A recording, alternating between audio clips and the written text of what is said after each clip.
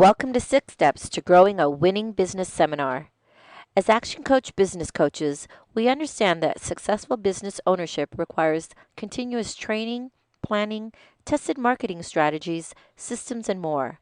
That's where we come in as your partner. Action Coach has nearly 1,000 franchises in over 50 countries, and over the past 21 years, we've perfected the system we are about to show you. In fact, we are so confident in our ability to get you results, we guarantee to pay for ourselves within only 17 weeks of working with us.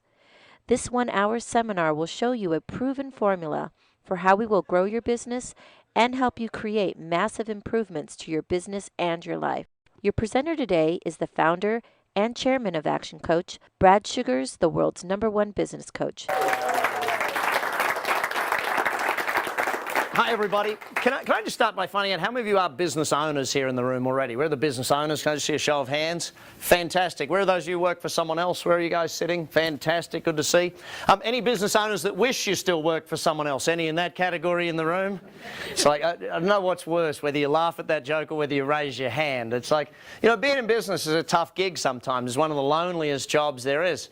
So I want to first of all thank you for coming out and having a chat with us here today. You know, finding out about what business coaching is and how to grow your business. There's 6 steps to growing your business that we teach at Action Coach, and we find that by doing it this way, a systematic methodology, which by the way we've been doing now for 21 years with tens of thousands of companies in 53 countries. I started out a little bit more in my background. I started out in business at age 15. Anyone have a paper delivery route or sell a newspaper when you were a kid? Thank you. A couple of you did that. Well, that was my first business, and so here I was running the business. I had people delivering the papers, and you know, it was only because it was so cold in the morning I didn't actually want to get up and deliver the newspapers. But ultimately, since then, we've owned and operated dozens of different companies, everything from magazine publishing to motorhomes and RVs, musical production companies. I started out as an accountant. Any accountants in the room? Thanks for admitting to that in public. It's not something you often want to do. See, being an accountant, guess what you learn? How to count other people's money. My job as a business coach is not about counting other people's money. It's about helping other people make a lot of money, helping you as business owners improve your business so you can work less and make more, which ultimately seems too good to be true. The reality would be it is too good to be true if we hadn't done it with tens of thousands of businesses around the world. So this system is not something that's based on theory. This is based on me. See, all I've done all my life is buy broken companies and fix them. Nowadays, I've written 15 books on how I do that. Nowadays, I've spoken in countries that I couldn't, you know, I can't even speak the language, yet they translate for me. It's phenomenal. Our books are sold. I still remember getting people from Nigeria writing referrals about my books and stuff and thinking, well, that's phenomenal that we're helping businesses grow in all of these places. Just a little bit about how I started with this. You see, when I first started business coaching, it was because I found out why, well, even further back than that, my customers in one of my businesses kept disappearing. Now, they were all business owners, and I was thinking, why are my customers not coming back and buying from me? So I started calling them, and guess what I found out? They weren't there anymore. They weren't even in business.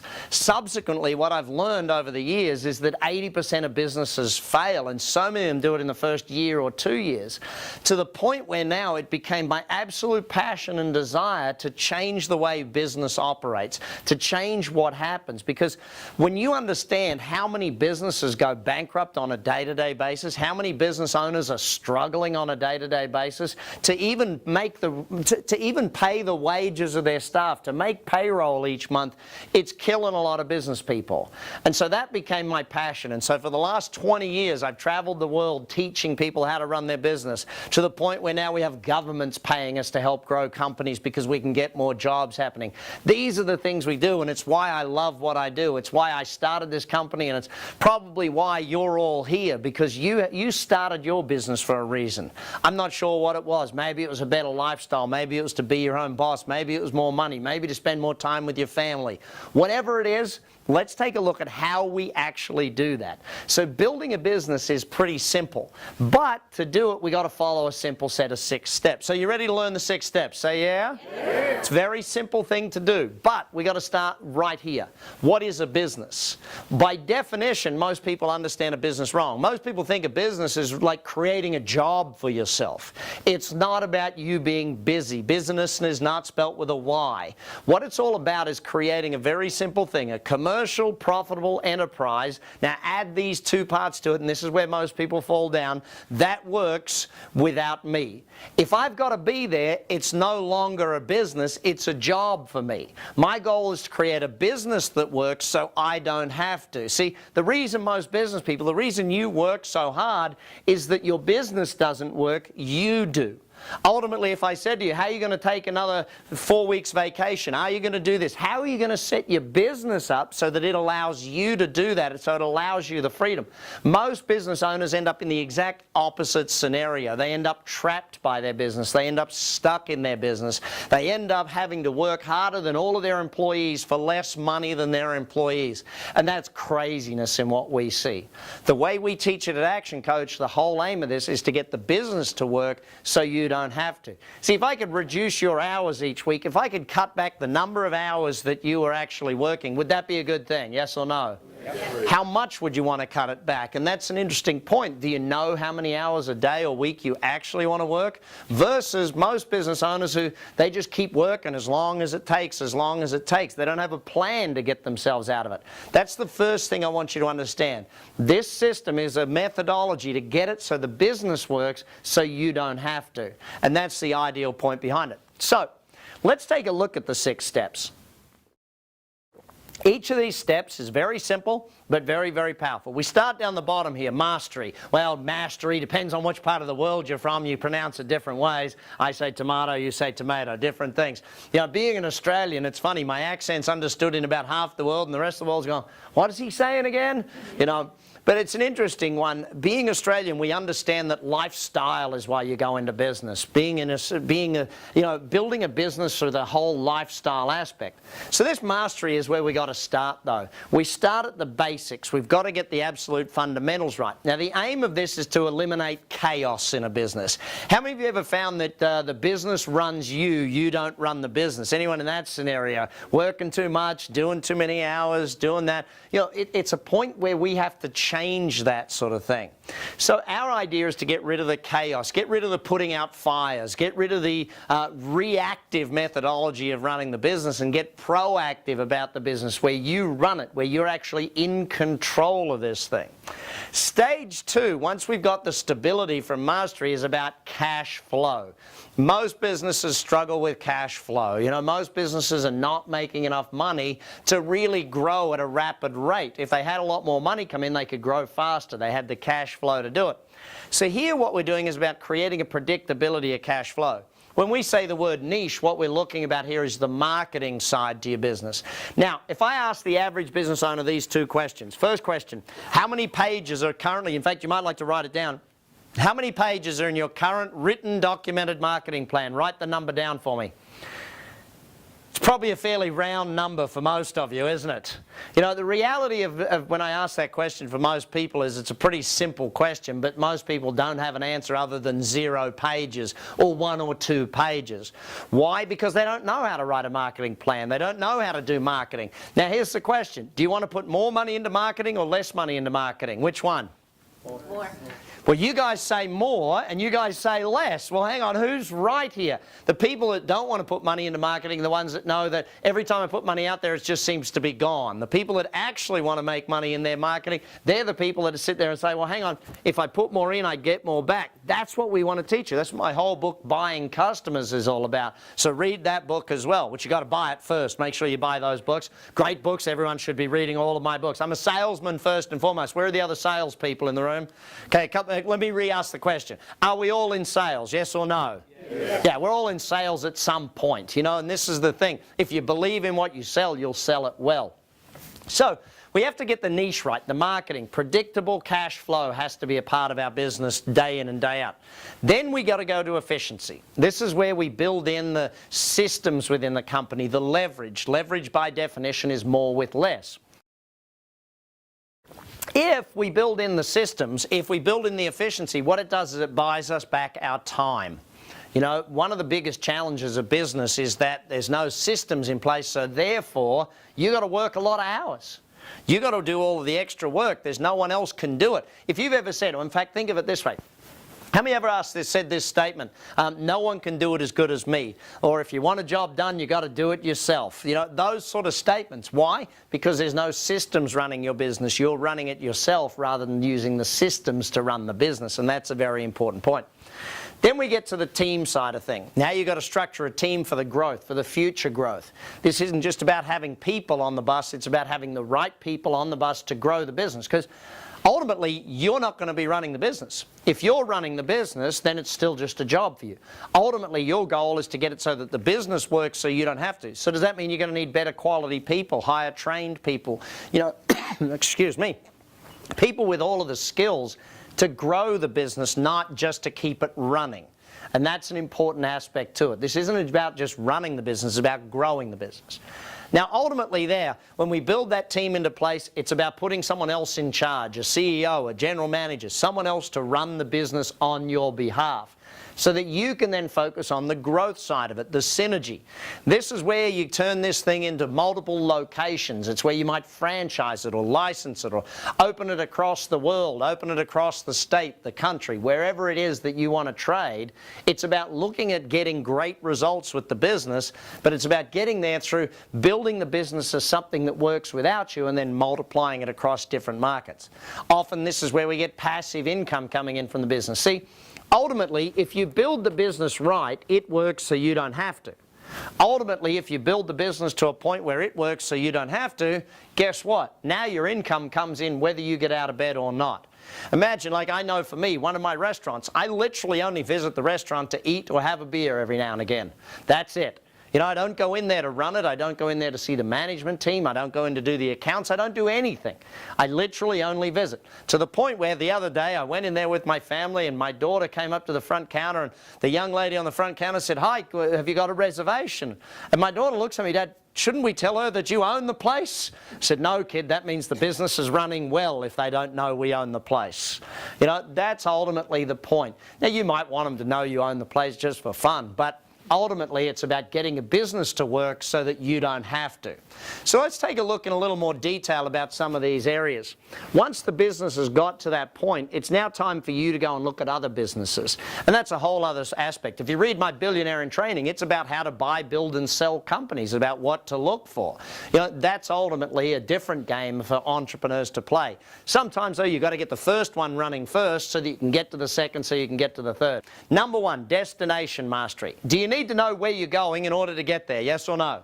Yes. So if I ask the average business person, and I won't put anyone on the spot in this room, but if I was to ask the average business person, show me the goals of the business, show me the, you know, where it's going, what's the vision, what's the ultimate end point of the business, where are you going, what's the goals for the next 90 days, what are the budgets for the next quarter? If I was to ask the average business owner all of those questions, what would my answer be?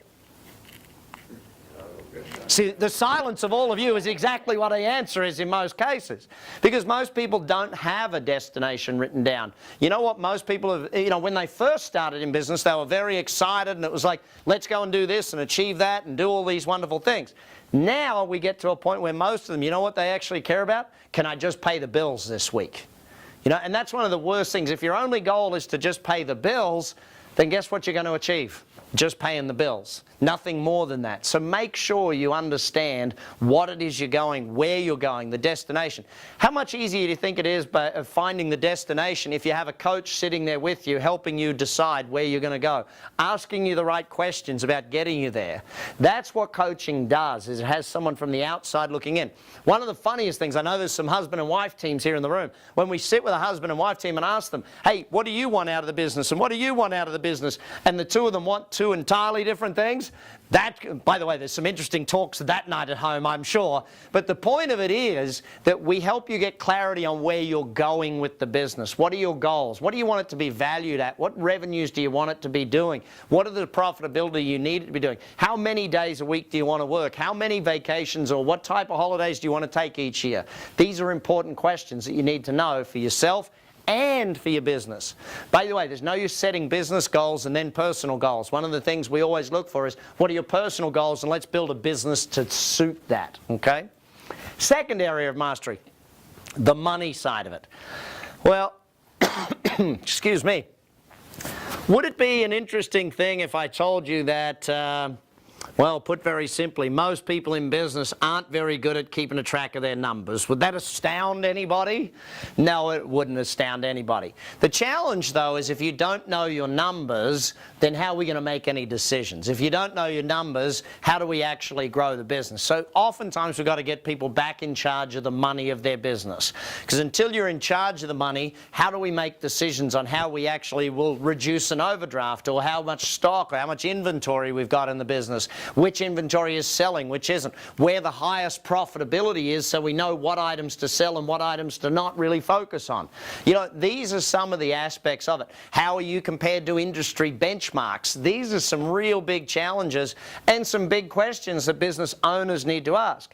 How many of you are starting to get a point here that maybe some business owners aren't acting like owners? Does that make sense? It's like a lot of business owners, they're acting like employees in their own business. They're so busy doing the work in the business. Like, I was chatting with a lady just a few weeks ago, a hairdresser. What do you think she does all day, every day in her hairdressing business? Cut hair, doesn't she? So who's running the business? This is the simple question. No one's running the business. You know, she's cutting hair all day, and here's the real interesting point. She was quite upset when we discussed this, because she said, Brad, I don't take home any more money than any of my staff. They take home about the same amount of pay I do. I said, well, hang on, you do the same job as them. Why do you believe you deserve more? She said, well, I own the business. I said, yeah, but you're not acting like an owner. You're acting like a hairdresser, an employee in your business. I'm going to get you doing the business side of it as well as the hairdressing side. Build the business, not just the job of the business. Then we got to look at the time area of the business. So if we want to get great productivity out of people, do we need to know how to manage time? Yes or no? Guess what? You can't manage time. You can only manage people. Time doesn't stand still. There's no such thing as time management. There's really people management. So how do we actually get the highest productivity out of the employees in our organization? Basic management techniques, basic management systems, basic leadership. These are the things that need to happen in order for us to actually make the business work. If we're going to double a business, you got one of two choices. You either double the number of people or you double the productivity. Which one's cheaper, do you think? Productivity, way cheaper, isn't it? So that's what we've got to look for in this area of building the business. Then we've got to look at the delivery aspect. You know, are your customers getting their product or service on time? You know, regular delivery, is it happening well? Are they getting it with good customer service? The basics of doing it. Like, I was with a restaurant owner just a few weeks back, and he's sitting there telling me how his restaurant's struggling and all this sort of thing. And I said, well, hang on, let's just watch and see how well the people are delivering or getting their product or service. So we tried some of the food in his restaurant. You've all seen those TV shows where they fix restaurants. What's one of the biggest problems? The chef thinks they got great food, but what do the customers think? Not great food. You know, so that basics of delivery, whether it's about time of delivery, level of service, how it's doing, we've got to get that stuff happening as well. Once you've got those four areas there, now it's time to move to marketing. Why wouldn't we move to marketing before that? This is a really tough question for some people. If you do marketing before you know your numbers, does that make any sense? No, what are we doing? Selling more of stuff that we're not making a profit on? Doesn't make sense to do that stuff. So we're going to then move to the thing.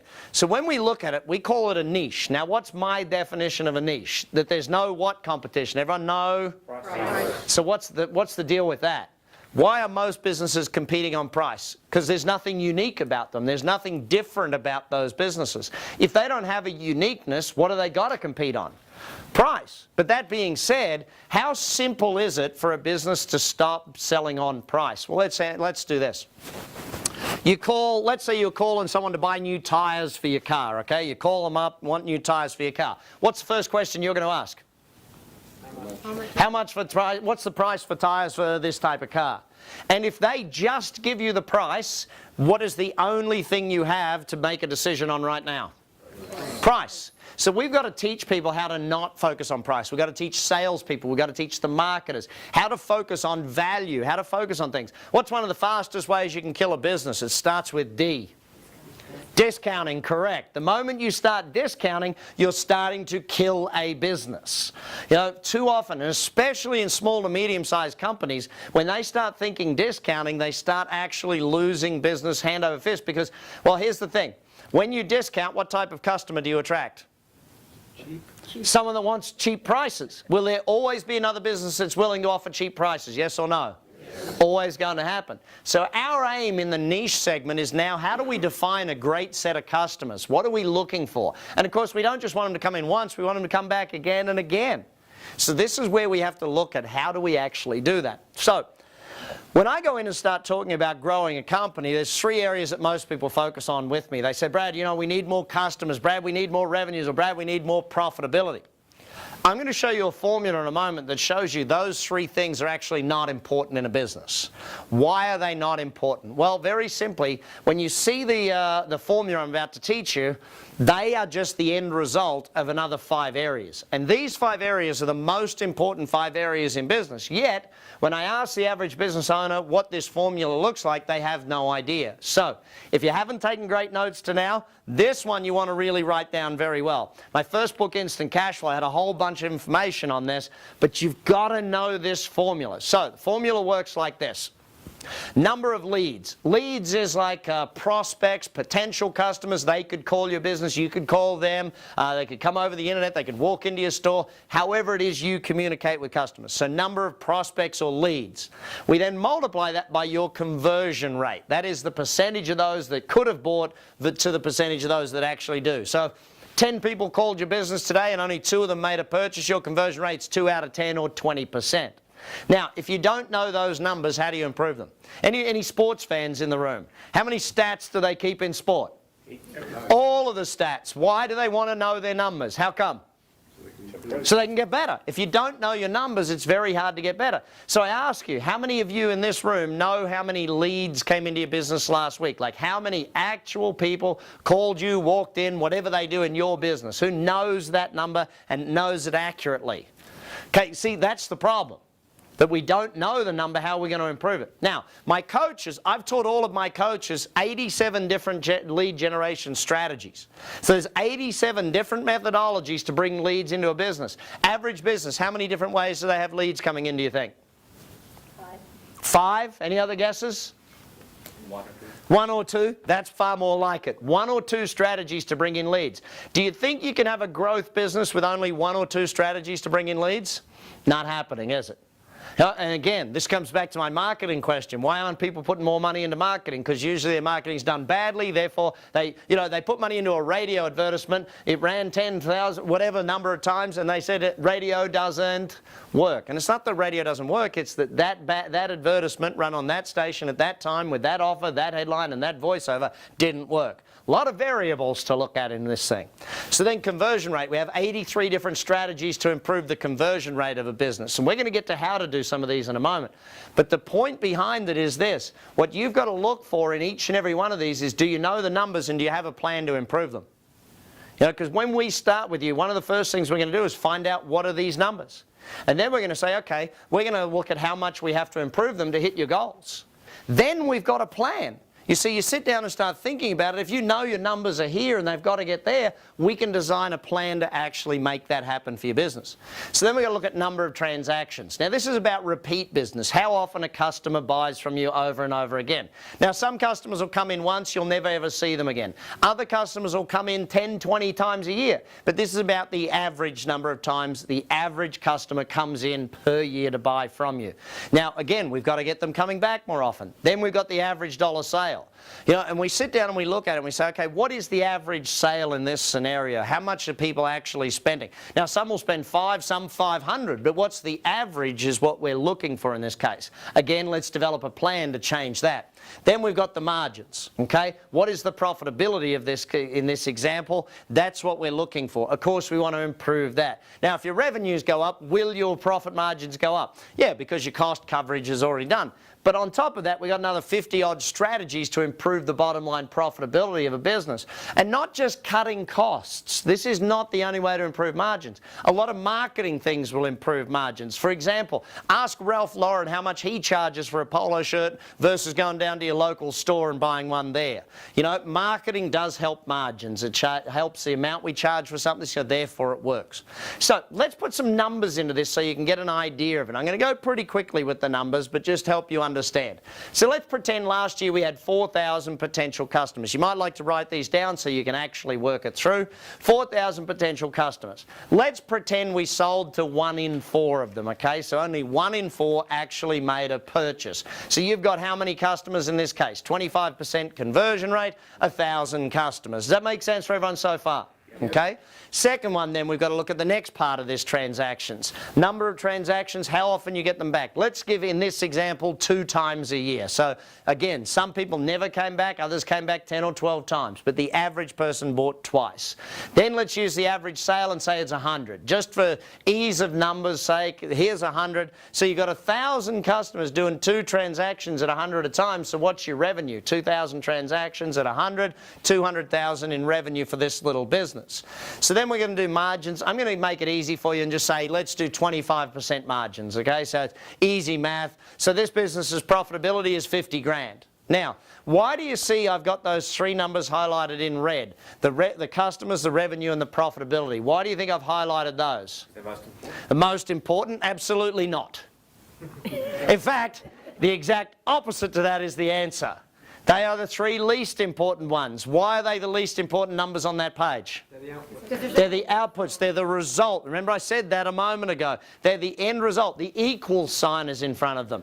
So the 5 numbers we actually need to know, the 5 numbers we actually want to work on are leads, conversion, transactions, average sale, and profit margins, okay? So these are the things that we've got to look at in a business. Now, at Action Coach, we have an advantage over most people because we have like 80 here, 70 odd strategies there, 60 odd strategies there, and another 50 odd strategies there.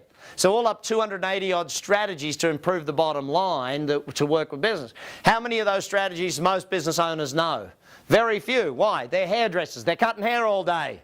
You know, they're not focused on this stuff. This is where we've got to get you to focus. But it takes the mastery area first, getting the basics done right. Then we move to the niche to take care of the cash flow. Just let's look at each of these areas if we could do a 10% increase in them. Now, most of the time we can grow your business a lot faster than you can grow it. Why do we have to go slower with our marketing than what you can do? 2 reasons. Number 1, cash. Does it take money to grow a business fast, yes or no? How many of you have had that problem where you've grown too fast and you started to run out of cash and you're like, hang on, we've got to slow down a bit because we can't put enough stock, or we can't hire enough people, or we can't open a new office, or you couldn't afford to grow at that speed. What's the second reason we have to grow a little slower for most companies? Think about it.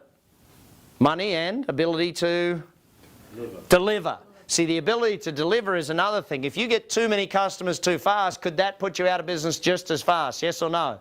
Your service levels go down, your reputation goes down, things don't happen the way they should. You know, it ends up being a problem. So sometimes we can grow a little faster. Most of the time we've got to go a bit slower in the beginning so that we can get you up to speed, and then we can grow real fast. So in this example, I'm only going to do 10% in each area. So let's imagine we worked on 4 or 5 different strategies over 12 months. We tested them, we learned what works, we measured them, we got results, we knew what was happening, and we could increase your lead flow by 10%. Now, by the way, for most of you, increasing your lead flow by 10% is as simple as actually measuring where they're coming from right now. One client of mine, this guy spent a lot of money on marketing. He was about 80 grand a month. We started measuring where his leads were actually coming from. We found that only 30,000 of his 80,000 was bringing him in leads. The other 50 grand was bringing no new customers for his business. How fast do you think he stopped spending that 50 grand every month and put it where the 30 grand was, and what happened to his business? 2.5 times the number of leads because he put the money where it was supposed to go, not where it wasn't performing. Measuring your numbers is real important. We've got to know them. But just doing that won't work for everyone. For the rest of you, that's why we have another 70 odd strategies for you to actually get to work on to build the business. So in this case, 4,000 becomes what, gang? Call it out for me. 4,400. Not a big increase, but it's very powerful. Let's work our way through. Then we've got to work your conversion rate. Again, just measuring it alone. How many of you know your conversion rate now? Like down to the decimal point, you know that if 20 people call, we sell this many. Who knows that number in their business? One or two of you, fantastic. The rest of you, you got a lot of room for growth if you don't know it, because whatever you guess it is, it's about half that, okay? Most of the time, in fact, I worked with one guy, a big electrical company, a big electrician, lots of vans out on the road with guys doing electrical work in all of these different places. Here's this guy, he says to me, Brad, we're great at sales. We sell 70 or 80% of people that call. I said, fantastic. 2 weeks later, we'd measured it for 2 weeks. 2 weeks later, I came back to visit and I sat down with him and said, how's the conversion rate? And he was very upset. I think, in fact, he was ready to fire all of his staff at that point in time because he was spending a lot of money on advertising and bringing leads into the business, but they were only converting 17%. Now you think about that, that means more than 4 out of 5 leads are just burned. When they call up, they don't convert them into a sale.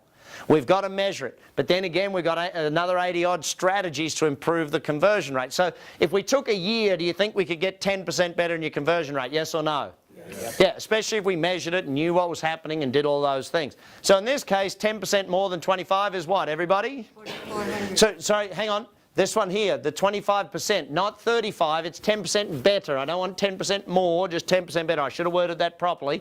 So in this case, we go to 27.5. So I've already done the math for you. That gives you 1,210 customers, 1,210 customers in this case.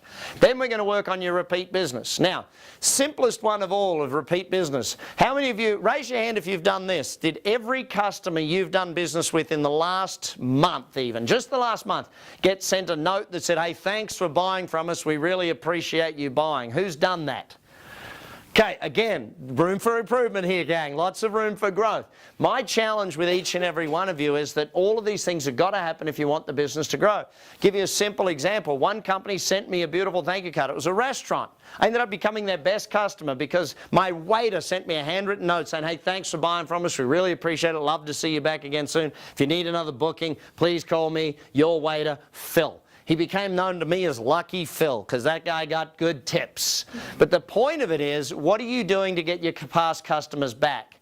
How many of your past customers have ever said to you, hey, I didn't know you sold that, or I didn't know you could do that? Lots of them. Why? Because they don't know what else to buy from you. In fact, how many of you at least have a database, a list of all of your past customers, their names and addresses and emails? There must be a bunch of you with that. Okay, great. Keep your hand up if you still write to them at least every 90 days and ask them to come back and buy more often. Keep your hand up if you do that. Okay, so most of you are not doing that. You've just spent all that money getting that new customer, getting them to come to you. Doesn't it make sense to know their name and address and get them to come back more often?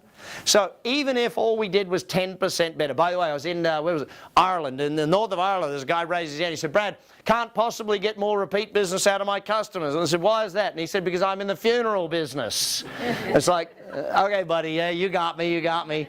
But actually, I got him back because I said to him, hang on a sec, who's the customer, the dead person or the family? He said, well, the family. I said, good. Any of them ever going to die? He says, yes, it's good. Keep in touch with them. Actually, I had a realtor argue with me. I was just up in Milwaukee, and this realtor said to me, well, Brad, hang on a second. If I write back to my customers, it's not worth it. They only buy a new house every 3 to 7 years. I said, well, hang on, let's do the math. I'm suggesting you write back to them every 90 days. That's 4 times a year. What's it cost to send a letter? You know, $1, £1, €1, wherever you are in the world, it's going to cost you like $1. So here we are, $4 a year, 7 years, $28. Is that a pretty good investment to get a customer back? Yeah, and this is the challenge I have with a lot of business people. They spend all the money trying to get new customers and forget, what about keeping the past ones coming back? So number of transactions, in this case we go from 2 to just 2.2, 10% better. Then we're going to work your average dollar sale. This one's pretty easy. If you just measure this one, it will go up. Or you do the McDonald's lesson. What does McDonald's ask you? You go and order a burger and they say, would you like fries with that? You know, they ask you if you want the fries, and 3 out of 10 people say yes to that question. I was working with a group of lawyers, and lawyers are real funny, teaching them sales. And here I am teaching sales to lawyers, and I'm like, well, what's your would you like fries with that question? And they're like, I don't know, I'm not sure, da, da, da. And in the end, I said to them, listen, why wouldn't you just ask it? Well, actually, let's do a test. Raise your hand in this room right now if you either don't have a will or the will you have needs updating. Raise your hand if you're in that category. What do we got? 50, 60% of the room. So I said to this group of lawyers, why wouldn't you just ask everyone, by the way, does your will need updating? One guy takes me seriously. His firm made millions of dollars that year by asking that silly little insidious question. You know, you've got to understand though, these are strategies that work if you work them. The problem for most businesses is that the business owner is so busy doing this and doing that and putting out fires and taking care of things that we don't get across the line of doing this stuff.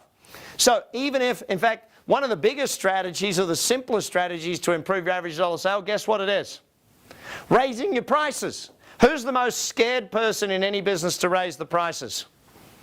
The owner. The owner's scared stiff about raising the prices. Why? Well, what if I lose a customer? Listen, the fact is that your customer's going to bitch and moan about your prices all day, every day anyway. To raise your prices. You know, most business owners, in fact, who's the most scared person in any business to raise their prices? The owner is always the most scared person. How come they think, oh, I'll lose a customer? Da, da, da. Look, the reality of business is very few customers are solely focused on price. Most customers are focused on value. So we've got to look at that sort of thing. How can you add value to them rather than discount, rather than try and be the cheapest? How can you actually get good quality customers that'll buy long term? So in this case, we're going to work on your average sale. If any of those ones don't work, we've still got another 60-odd strategies to improve the average dollar sale in your business. So if over 12 months we work on this, do you think 10% increase is pretty reasonable, yes or no? Yeah. So we got 10% increase there. So of course what we've done is increase the revenues by 10%, haven't we? Yep. Haven't we? Yes. Thank you. No. Tricked you. It's actually not 10%. It's 10% times 10% times 10% times 10%. That gives us a $292,820 in revenues in this business. That's a 46% increase in the revenue because of the multiplying factor in this example. See, and then we got to, and where are my accountants again? If we had a 46% increase in revenue, has profits gone up? Yes, they have. But let's pretend we had to use some of the other 50 strategies to improve the profit margin in this business, and that takes us just 10% better again, 27.5. Now we got a take home of $80,525.50. That's 61% improvement in the bottom line of the business. Actually, how many of you would like a 61% improvement in your bottom line in the next 12 months? Say yeah. Yeah. In fact, how many of you would like to have a bottom line in the next 12 months? Anyone in that category? You know, it's one of these things, gang, that when we sit down and look at it, if we're so busy cutting hair or whatever your business does, we don't work on this stuff. And by not working on it, we have the problems. Now, what if your business could do 15% in each area? Or up to 20%, or 10 in some areas, 15 or 20 in other areas? What would be the improvement in your business over the next 12 months? So can you understand how coaching pays for itself? See, at Action Coach, we're one of the only coaching companies in the world that A, we do business in 53 countries around the world, but B, not only that, we guarantee what we do, because we pay for ourselves by using these strategies. So that's what happens in your business when we do this stuff. Now, once we've got the niche worked out, then we've got to get to the systems, the leverage aspect of the business. Remember our definition of a business, a commercial, profitable enterprise. That's what the marketing does. Now when we get into this side, it's a commercial, profitable enterprise that works, okay? This is where the systems come into the business. We've actually now got to systemize. Why do we want to do systems, by the way, after marketing? Because systems cost money. If you don't have good marketing in place, you're not making enough money to pay for the systems to be developed. And also, you don't have enough volume to really need the systems in place in most cases. So, let's take a little look at systems. When we sit down and take a look at it, most of the time with systems, what we're thinking about is a very simple premise. System stands for, I'll get you all to read it out for me, everyone. Save yourself time, energy, and money. Save yourself time, energy, and money. I fell in love with writing systems in a business back when I had a photocopy shops, and I thought, hang on, I'm working too hard. And I started writing systems, started documenting how things could be done. And not in any complex way. It's not like I was doing ISO 9000 or anything. I was just writing down how things should be done. I was taking pictures of how things should look, doing videos of how things should be done, audio taping how things should be said. And hey presto, I started developing systems. And what I really learned is that if you've got systems for things, A, does it take you less time to train someone when it's written down how to do it? Yes or no? Yes. Yeah. B, I'd stopped having to say things like, if you want the job done right, do it yourself. Because other people could do the job right, because guess what? They had a system to do it. It wasn't as complex as that. Now, I wrote a book called Instant Systems. It's one of the 15 books that you'll be able to read through us with Action Coach. What we go through here is how we actually structure that systems in a business. Now, we start here with a vision statement. Where is the business ultimately going? This isn't about your basic goals. This is about the big picture of the business. Where do we want the business to go? Then we write a mission statement, and that really designs how do we actually get there. You know, the vision is the big thing in the future, but the mission tells us this is the road we're going to take to get to the vision. Third thing we want to put on is a culture statement. Now, you can call these a company's core values, the core beliefs, you can call it a culture, whatever it is. But we actually want to write down the rules of the game in our business. We actually want to write down what is our business rules? How do we want to play this game called business? Now, why do we want to do that? Because if we're going to put systems in, we're going to hire great people, we need to have a great system for them to operate within. If you're stuck for what that should look like, jump on our website, actioncoach.com, take a look at our 14 points of culture. You'll start to get an idea as to what we're talking about here. Then we need to set goals, and SMART goals, of course, specific, measurable, achievable, results-oriented with a time frame. Okay, so SMART goal setting. We want to set goals for our business for the next 90 days. We want to set it for the next year, the next 2, 3, 4, 5 years. Now, a lot of people struggle with setting goals because they don't really know where you're going. First of all, though, we start with setting goals at the smallest end. We start with doing it on a daily, weekly, monthly, and quarterly basis. Then we can stretch to annual goals. Then we can stretch. Too often I see people say, well, you know, you've got to set a 5-year goal and then you can work backwards. Well, a lot of businesses struggle to set a 5-year goal because, hey, that's a long way off in the future. I really don't know where I'm going to be next week. How the heck do you expect me to know where I'm going to be in 5 years' time?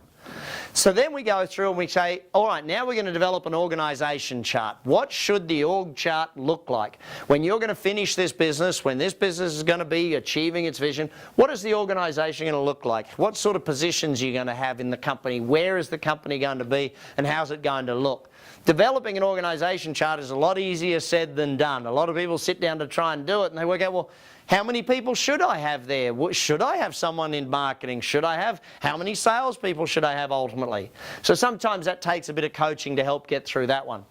Then we've got to have contracts for each position. Now, by the way, I see you're all looking so excited about writing these positional contracts, aren't you? It's not as hard as what you think it is. In fact, it actually gets quite easy once you know what you're doing with this stuff. Developing positional contracts, does that allow your employees to do a better job, yes or no? If they know what they're supposed to be doing, how they're supposed to be doing it, and how they're going to be measured and remunerated, the clearer they know their job, the easier it is to do their job and the higher their performance levels are, and obviously the higher your profitability is. Then we go to key performance indicators. Every position, every department, every part of the company needs to have some sort of a measurement to say, this is how we know when you're doing a good job. This is how we know when you're performing at a high level. We've got to measure those things. Then the how-to part of the system. Notice we haven't got to the how-tos until point 9 in this. This is why most companies, when they go to put systems in place, they fail. Because they haven't done the groundwork to get the systems to work. What's the use of writing a system if someone doesn't know it's their job to do that part of the system? What's the use of having a how-to manual on something if someone doesn't realise where it fits within the organisation chart? You know, these are some of the important aspects of writing systems that come first, so ultimately we can get to those how-to systems. And then finally we develop management systems. You know, a lot of the time when people want to leave their business, the reason they can't leave is there's no other management in place. If we develop great management systems, great reporting systems, great meetings, great ways of managing our people, ultimately we get a phenomenal job happening through those systems. So finally then we want to get to the team side of it. So remember back to our definition of a business. Business is a commercial, profitable enterprise that works, guess what? Without you. Without me, okay, in my case. So when we sit down and we start thinking about getting this business to work without us, that means it's got to work with other people. So what quality of team do you want to build? High quality team. So to do that, do we need to learn recruiting, yes or no?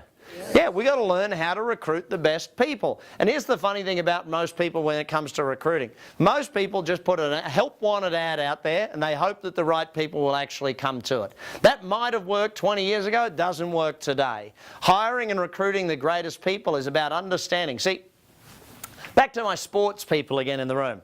How much time, energy and effort do sporting teams put into actually recruiting the best people? How much? Massive amounts. Why? By the way, are they looking for people that are cut from the team already? Are they looking for people without a job? No, they're only looking for what? People that already have jobs. See, the best employees come from other companies. The best employees already have jobs. So you've got to learn how to recruit, not just how to write a help wanted ad. It's a very big part of building a great team. But you've also got to learn management. You've also got to learn leadership. See, again, the learning work is the hardest work of business ownership. It's pretty easy to do the work. The cutting hair stuff, dead easy. Learning how to grow the business, learning the sales, the marketing, the management, the leadership, that stuff's hard. It takes time to learn it. But that's our job as business coaches, to help you learn this stuff. So when you look at building a team, we do it in a simple format. As the owner of the business, or the head of the business, the CEO of the business, your job is to take care of your team. Your team's job is to take care of the customers, customer's job to take care of the business, and the business job to take care of you as the owner. Now, in most scenarios, the owner's taking care of how many of these three things? All of them. The owner's taking care of the business, the customers, the team. They're running themselves ragged trying to do it. If instead the owner builds great systems, the owner helps build productivity into the company, invests in the future, does the thing, does the planning, does the owner's work. So you've got to remember, I want you doing business owners' work, not just employees' work within your company. So once you start doing owners' work, you build your team. Your team's job then is to take care of the customers. And here's a real interesting fact. The level of relationship between the owner of the business, or the CEO, and the team is directly proportional to, guess what? The relationship between the team and the customers. If the relationship between the owner and the team's good, then the team will take care of the customers. If the customers are being taken care of by the team, guess what they'll take a lot of care of? The business, by coming back, spending more, referring more people, and doing a lot of business with you. So we've got to get it to that point. Ultimately, then that takes care of the owner. So team building is a major part of business success. Now, why do we do it after systems? Why do we do the basics first? Because we need the basics to be right before we do any marketing. Why do we then do marketing? Because we need money to pay for the systems. We also need the systems to make it more efficient before we go and hire more team, before we build the team. What's the use of building a team if you've got a lack of efficiency in the business? We want efficiency, we want a good system, and then we go and build a great team. Does that make sense to everyone so far? So then we go to the synergy and results part of this thing. This is where you start the duplication. This is where your freedom kicks in. This is where your personal growth, and you can get to do other opportunities and stuff. Up until here, where we get to team, what we're doing is buying back your time. We're making the extra money to hire the better people, to build the better system, so that you can actually work less. Most of you understand this it's very simple. If you had better systems and better people, would you be working less? Yes or no? Yes. You have better marketing, better systems and better team, would you be making more money? Absolutely. If you've got better mastery, the basics of the business, are you having to put out less fires and being more proactive? See, the first part of working with a coach is fixing the basics of the business, this mastery aspect down here. Once you've got the basics fixed, then it's time to do the fun stuff, and sometimes fixing it'll take a month or two. Sometimes it takes 6, 12, even 18 months to get a business fixed. It depends on how badly you've messed it up, I guess, determines how long it takes to do that. Now, ultimately, then we go to the niche, and that could take 3, 6, 12 months. It could even take 2 years to get the marketing stuff right. Depends on how good your marketing is today and where you're at with it today. But then we go on to the systemization. Again, another 3 to 6 months, depending upon where you're at. Maybe bigger if you're in a bigger business.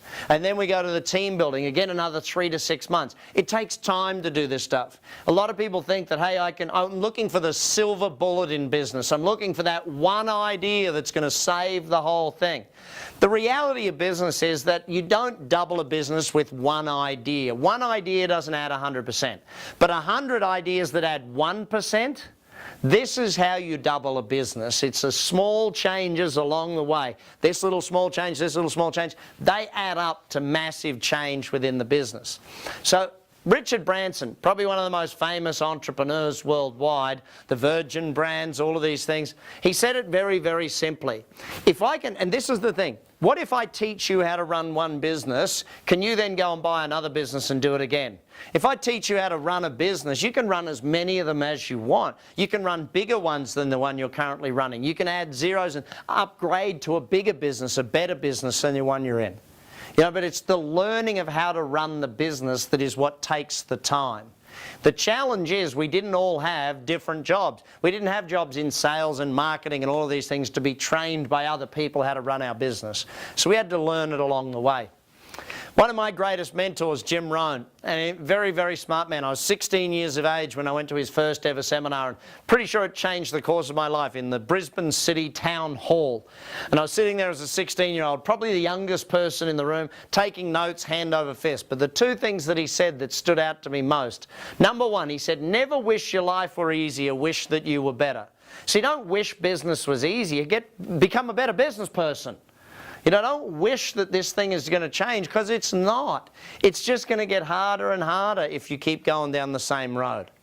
The reality of business is that the reason businesses keep disappearing is that the owners don't keep learning how to change and grow with the way the market is. Is business getting easier or harder out there? Which one, gang? Harder. There's more and more people wanting to compete with you. The economy gets tougher and tougher. There's more red tape. There's often more taxes, all of this sort of stuff. That doesn't mean we shouldn't do it, though. It means we should learn how to do it better and how to do it more effectively. Second thing Jim Rohn said, work harder on yourself than you do on your job. Now I translate that to work harder on yourself than you do on your business. See, if you become a better business person, what all of a sudden happens? You build a better business. It's not rocket science, gang. This is a pretty easy way that we need to actually think about it. Building a business is not that hard if you know how. The challenge is how you're going to learn it. You're going to read all the books, or you're going to go and do courses. Most of you don't have the time for that. But do you have time to meet with a coach every week? Do you have time to have someone work with you every single week? For most of us, the answer is yes. You know, I put it very, very simply. Where you get to in 5 years' time depends on the people you meet, the books you read, and the action you take. If you want to do the best decision you can, make a big decision. Take a big step. But working through the 6 steps is a very clear, systematic methodology. You know what a lot of business owners find when I show them the 6 steps? For the first time, they now actually have a plan how to get their business to work without them. For the first time, they now actually know how to make the business work so they don't have to. That's ultimately the goal. That's where we want you to get to, and that's why I started Action Coach. Hopefully you'll join us, and hopefully you'll understand how powerful these systems are for growing your business. Thanks, everyone.